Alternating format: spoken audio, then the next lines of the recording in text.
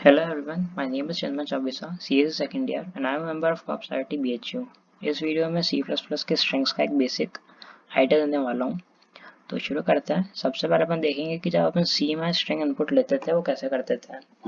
तो C में string input लेने के लिए अपन एक कैरेक्टर की एरे डिक्लेयर करते थे, फिर उसमें इनपुट लेते थे। पर C++ में अपन ऐसा नहीं करेंगे अपने पास, क्योंकि अपने पास पहले से ही एक डेटा टाइप होता है स्ट्रिंग, उससे अपन स्ट्रिंग्स डिक्लेयर कर सकते हैं और उसमें इनपुट लेंगे।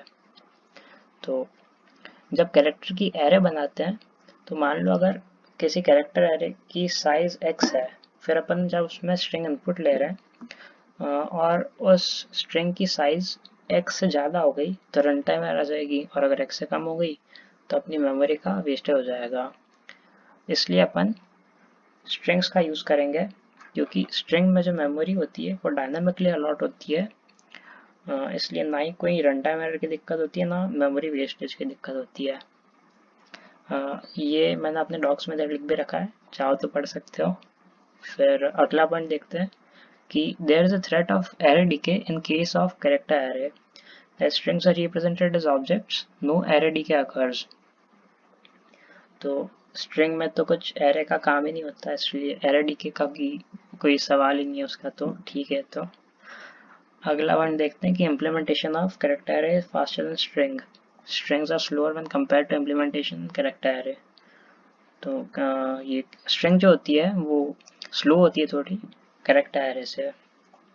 फिर अगला पॉइंट कि character array do not offer much inbuilt functions to manipulate strings. String class defines a number of functionalities which allow manifold operations on strings। जो स्ट्रिंग होती है उसमें काफ़ी इनबिल्ट फंक्शंस होते हैं जो अपन थोड़ी देर में देखेंगे भी। उससे अपना कोड काफ़ी आसान हो जाता है, पर ऐसा कैरेक्टर एरे में ऐसा कुछ नहीं होता है। ये था थोड़ा बेसिक इंट्रोडक्शन अपने स्ट्रिंग्स का। अब मैं थोड़े बहुत इम्पॉर्टेंट ऑपरेशंस बताऊंगा स्ट्रिंग पे। अब स्ट्रिंग के कुछ बेसिक ऑपरेशंस में बता देता हूँ कैसे करते हैं यूज़। तो सबसे पहले तो स्ट्रिंग डिक्लेयर करना बताता हूँ। स्ट्रिंग डिक्लेयर करने के स्ट्रिंग स्पेस स्ट्रिंग का नाम मैं ए रख रहा हूँ। अब स्ट्रिंग इनपुट लेनी है तो फिर सीधा सीन ए कर देंगे, और फिर चेक करने के लिए कि इनपुट हुई है कि नहीं अपन सी आउट ए भी करके देख लेते हैं एक बार। इसको रन करते हैं और अपन एक स्ट्रिंग इनपुट में दे देंगे और वही आउटपुट में आ जाएगी। इनपुट देते हैं अपन एक स्ट्रिंग, ये जैसे जिनमें देता हूँ मैं, तो आउटपुट भी जिनमें आ गया। ठीक है, बढ़िया। अब एक और तरीका है स्ट्रिंग इनपुट देने का। अपन यहाँ पर ही डिफाइन कर सकते हैं स्ट्रिंग को। जैसे ए इज इक्वल टू, मैं इधर ही लिख देता हूँ जिनमें, तो फिर ये भी वही है, आउटपुट आ गया जिनमें। ठीक है, ये तो हो गया स्ट्रिंग को डिफाइन करना, इनपुट लेना, आउटपुट देना। अब अपन स्ट्रिंग की साइज कैसे देखते हैं ये जानते हैं। स्ट्रिंग की साइज इंटीजर होगी तो इंट n में एक डिफाइन कर देता हूँ वेरिएबल n। अब n is equal to a dot size, मतलब कि n में a की साइज स्टोर हो जाएगी, और सी आउट कर दो n। इसको रन करते हैं तो फिर जो a की साइज है वो आउटपुट होगी। a की साइज 7 है, मतलब कि आउटपुट में 7 आएगा। 7 आ गया। और लेंथ ऑपरेशन जो है वो भी एक ही बात है, सेम ही चीज़ दोनों। साइज और लेंथ कुछ फर्क नहीं है, दोनों ही साइज देता है आउटपुट में। इसमें भी 7 ही आएगा, आ गया वो। ठीक है, ये तो हो गया साइज की बात। इसको हटाते हैं। अब अगला देखते हैं अपन सब स्ट्रिंग का, SUBSTR। अब इसका फॉर्मेट में एक बार लिख देता हूँ। सब स्ट्रिंग, ये होता है string name dot SUBSTR bracket में starting index comma length of सब स्ट्रिंग।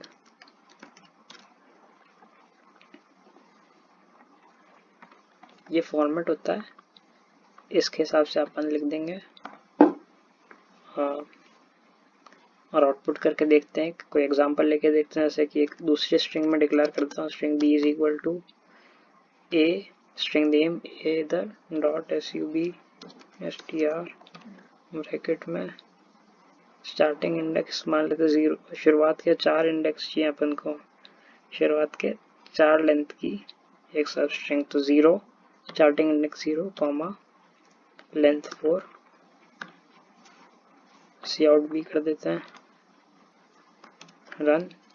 तो इसमें शुरुआत के जो 4 कैरेक्टर होंगे वो आउटपुट हो जाएंगे, शुरुआत के 4 कैरेक्टर सी एच चाहिए ना, वो आउटपुट हो गए। ठीक है, अब मेरे को इससे आखिरी के 4 चाहिए, तो मेरा स्टार्टिंग इंडेक्स क्या होगा, 0 1 2 3, तो मैं इधर 3 लिख दूंगा, स्टार्टिंग इंडेक्स 3, लेंथ ऑफ सब स्ट्रिंग 4, तो फिर जो आखिरी के 4 हैं वो आ जाएंगे इधर, मतलब कि आउटपुट में NMAY आ जाएगा, NMAY आ गया, सीधा सा ही है। और एक इम्पॉर्टेंट चीज़ इधर ये है कि कई लोग कंफ्यूज हो जाते हैं कि ये 3,4 जो है वो ऐसा है कि स्टार्टिंग इंडेक्स एंडिंग इंडेक्स, ऐसा नहीं है। मतलब कि कई लोग सोचते हैं कि 3,4 इंडेक्स तक, 3 से लेके 4 इंडेक्स तक ये आउटपुट देगा, ऐसा नहीं होता है। सीधी सी बात है बस कि स्टार्टिंग इंडेक्स लेंथ ऑफ सब स्ट्रिंग है, स्टार्टिंग इंडेक्स जो भी चाहिए सब स्ट्रिंग का वो, और जितने लेंथ की सब स्ट्रिंग चाहिए वो लिख देंगे। ठीक है, कोई कंफ्यूजन नहीं होना चाहिए इधर।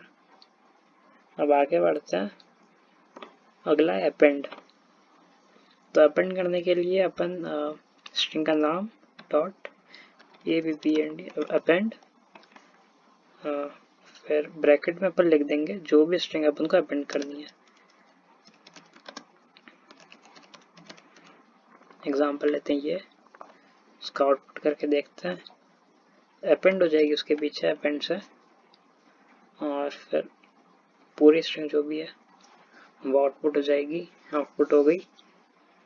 ठीक है, सीधा सा ये था, इसमें कोई दिक्कत ही नहीं है। इसमें एक और चीज़ है, अपेंड करने के लिए अगर कोई नहीं चाहे अपेंड लिखना तो एक और तरीका है, अपन ऐसे भी कर सकते हैं कि a is equal to a plus फिर स्ट्रिंग जो भी अपेंड करनी है वो, तो यहाँ पर लिख दो ये अपेंड हो गया। रन करके कंफर्म कर लेते हैं एक बार, ये आ गया। ठीक है, तो अपेंड ऐसे भी कर सकते हैं, एक और तरीका है। अब a डॉट बिगिन, मतलब स्ट्रिंग के 2 ऑपरेशन और हैं, एक बिगिन एक एंड। बिगिन जो होता है a dot begin, string dot begin जो भी, वो एक इटरेटर रिटर्न करता है स्ट्रिंग के स्टार्टिंग इंडेक्स पे, और जो स्ट्रिंग डॉट एंड ऑपरेशन होता है वो एक इटरेटर रिटर्न करता है pass to the end of string.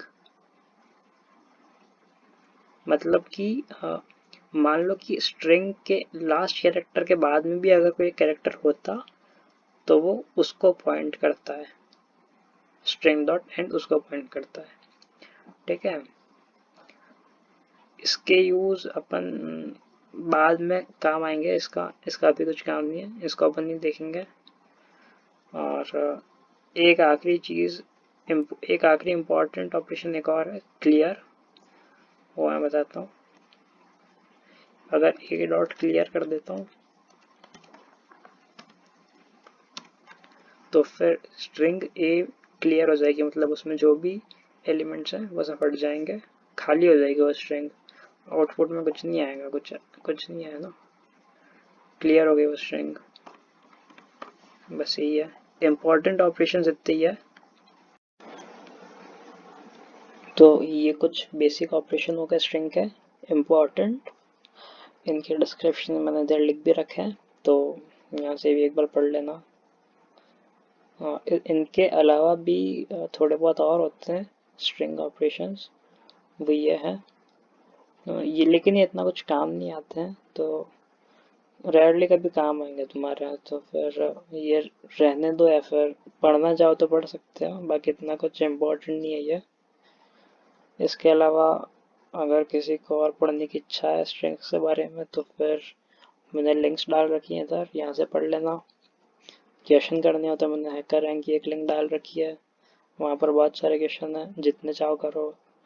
और अगर किसी को लगता है कि ये सब पढ़ लिया उसने, अब और मुश्किल चीज़ें पढ़ सकता है स्ट्रिंग्स के बारे में, तो फिर सीपी एल्गोरिदम्स में स्ट्रिंग सेक्शन में बहुत सारे एल्गोरिदम है, वहाँ जाके पढ़ लेना। या फिर इस दूसरी लिंक पे और भी ज़्यादा एल्गोरिदम है स्ट्रिंग के, यहाँ से पढ़ लेना। और ये सब करने के बाद क्वेश्चन भी करने हो तो फिर इस लिंक से कर लेना। ठीक है, इतना ही है बस स्ट्रिंग में। Thank you.